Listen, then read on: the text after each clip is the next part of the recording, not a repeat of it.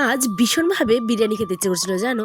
তাই আমি কোনো কিছু চিন্তা না করে প্রতিদিনের মতো তো মাংস ভাত খাওয়া হয়, আজ ভাবলাম চলো বিরিয়ানি একটু রান্না করি। কেমন হবে জানি না, কিন্তু রান্না করব। মন যা চায় তাই করা উচিত, তাই না বলো? তাই তো মনের ডাকে সাড়া দিয়ে দেখো ভাতটা কিন্তু বসিয়ে দিলাম, ঠিক আছে, তোমাদের সাথে গল্প করতে করতে। এই যে ভাত টকবক করে ফুটছে, এদিকে কর্তামশাই কিন্তু চলে আসলো চিকেন নিয়ে। আজ ছিল বৃহস্পতিবার, মানে হাটবার। আর হাটের এই পরোটাটা বড্ড মিস করি জানো। পরোটা খেতে কে কে ভালোবাসো? বিরিয়ানির থেকেও আমার পরোটা খেতে ভীষণই ভালো লাগে। তার আয়নারা বা প্রতি বৃহস্পতিবারই কিন্তু হাট থেকে নিয়ে আসে। এদিকে দেখো সব অ্যারেঞ্জমেন্ট কিন্তু কমপ্লিট, আলু টমেটো পেঁয়াজ, এদিকে বাটা মশলাও রেডি। চলো এবার কড়াইটা গরম হলেই আমি দিয়ে দেবো কড়াইয়ের মধ্যে তেল।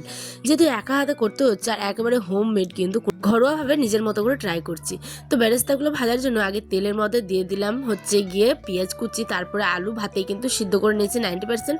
এখন হলুদ লবণ দিয়ে ভালো করে কিন্তু এটাকে ভেজেও নিলাম। তারপরে চিকেন কষার জন্য মশলা সমস্ত কিছু দিয়ে ভালো করে কষানোর পরেও এই তো দিয়ে দিলাম হচ্ছে তার মধ্যে চিকেনটা যে একটু বড় বড় পিস করে এনেছিল, খুব যেহেতু বড় একদমই না, অল্পখানি বড়।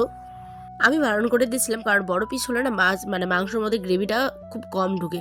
তো এখানে ভাতটা দিয়ে দিয়েছি, তার মধ্যে প্রথমে কিন্তু দিয়েছিলাম সরিষার তেল মাখিয়ে, তার মধ্যে বেরেস্তা আলু, তারপরে ভাতের লেয়ারটা। এদিকে আয়নের আব্বা সমস্ত গোলাপ জল কেওড়া জল মিঠা আতর, মানে একটুখানি কেশর দিলে ভালো হতো, কিন্তু কেশরটা স্কিপ করেছি, ছিল না সেই কারণে।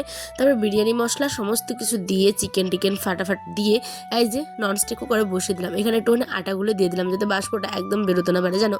তোমাদের কার কার ভালো লাগে এরকম হোমমেড বিরিয়ানি বলো তো, অত তেল ঝাল মশলা ছাড়া, একদম ঘরের। এবার এটাকে কেটে নিচ্ছি, কাটার পরে ছড়িয়ে দিয়েছিলাম হচ্ছে ঘি।